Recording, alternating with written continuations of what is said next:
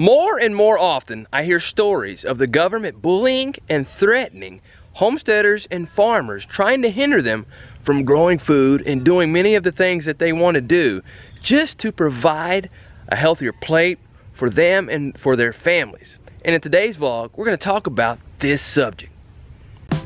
We are Farm Fit. Greetings, friends! I fired Selah, so she will not be in the vlog today. Out with her! Lacey is joining me in this vlog. She is oftentimes in our vlog. You see her working and helping out on the farm, but she rarely gets to sit down with us. So in this vlog, I felt that it was very important for her to be here on this topic that we're going to discuss today. And the topic that we're going to discuss is in relation to a problem that our friends at Life on Beagle Road are facing right now. They're facing some issues with their local town, their government, and being able to actually farm on their property, and a property that has been in their family for years, and they have been raising animals and living on the farm for years. And they actually live in an area, an agricultural district, where just across the road there's a farm growing corn. But now they're saying that they cannot have goats and chickens and things on their farm to support their lifestyle, their homesteading lifestyle. So that's a problem.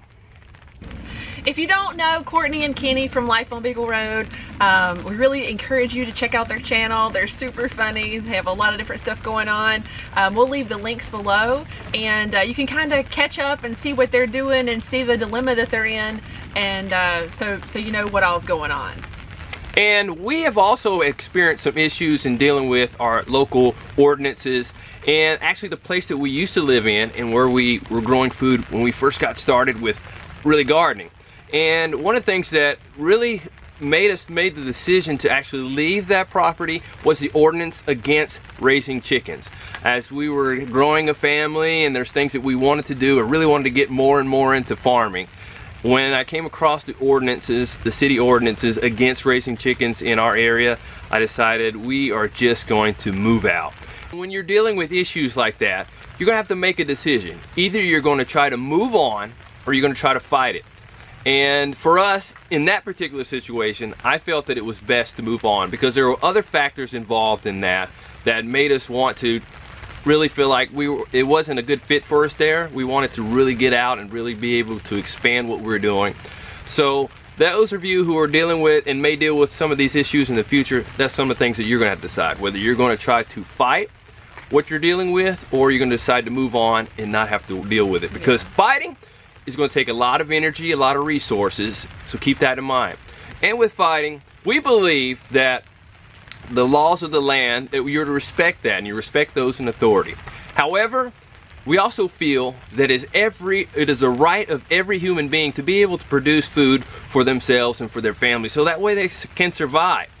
And a lot of times, the government and people making decisions, they forget that they're not serving the people, because it is their role to serve the people, not the other way around for people to serve them. So a lot of times laws and decisions are made that isn't best to serve people.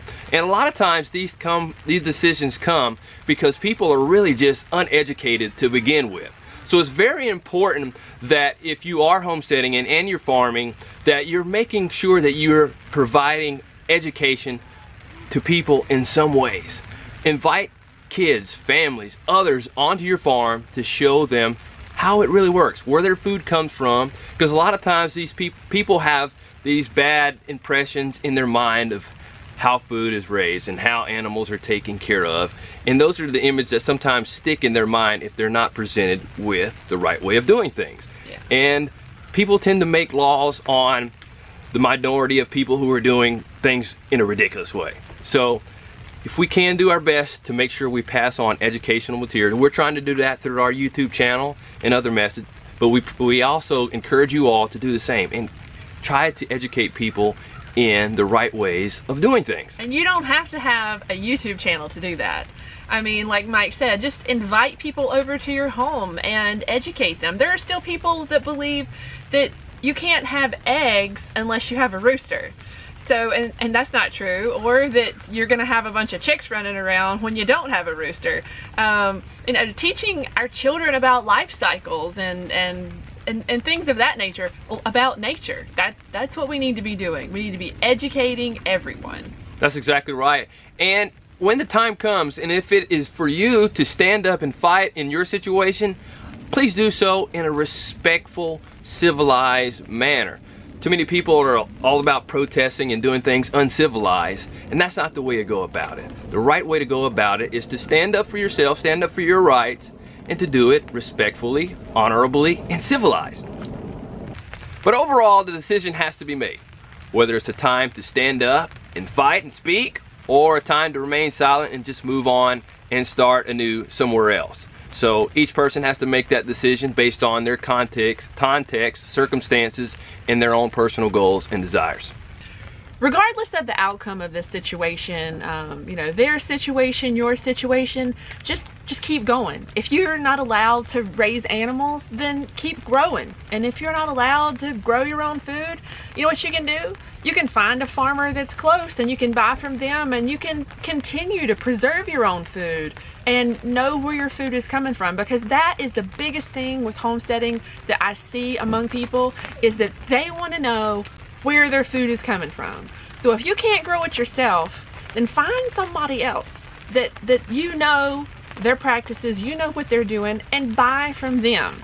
And I can guarantee you that will help them and help you at the same time. But don't let, you know, laws, ordinances, these things, don't let them stop you from doing what you want to do. And just keep going. Do what you can where you are. Isn't that our motto? That is. Focus on what you can do, not what you can't do. Yeah. And like Lacey said, just keep growing. Even if you're limited in what you can grow, you can still grow as a person and keep growing. That's right. Because we all need to grow as people. We sure do. And for those of you who are watching this and you're not actively involved in homesteading or farming, but you're really interested in the movement, support those who are. Those people like Life on Beagle Road and many others out there, even in just your local community. Support them and the work that they are doing. Well, that's it for this vlog. Hope you found it a little bit informational and educational. We're gonna see you next time. And I really didn't fire Selah. She'll be back. Trust me. But make sure you grow on. Haha, stole your line. People keep stealing my line. Thanks for watching. Feel free to leave a comment below, even if it's just to say, hey. Also, make sure you don't miss any of our new videos. So, subscribe and sign up to receive notifications each time we release a new video. Also, you may want to check out these videos right here.